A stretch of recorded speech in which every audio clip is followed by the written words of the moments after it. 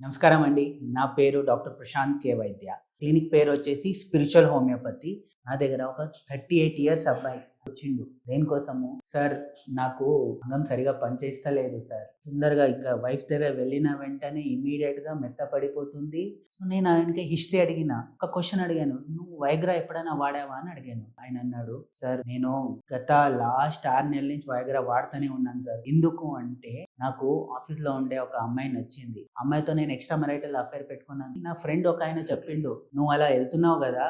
Viagra tablet వాడబ్బా బావుంటది. దాంట్లో గూడా మినిమమ్ డోస్ గాదు. 100 ఎంజీ వాడాలి. ఫ్రెండ్‌తో వెళ్తున్నావంటే నీ పౌరుషం, నీ సామర్థ్యం నువ్వు చూపించుకోవాలి. నువ్వు అక్కడెళ్లి ఔట్ అయిపోయినావనుకో నీ ఇజ్జత్ ఎళ్ళిపోతది. ఆమె మళ్ళీ నీ దగ్గర రాదు." అవన్నీ చెప్పిండు. దానివల్ల నేనేం చేసిన, సర్లే మంచిగా చేయాలని వైగ్రా టాబ్లెట్ తీసుకొని వెళ్ళిన. 100 ఎంజీ వాడినా సార్. వాడినప్పుడు ఏమైపోయిందంటే 20 మినిట్స్‌లో చేశాను సార్. నెక్స్ట్ టైమ్ మళ్ళీ యూజ్ చేసిన.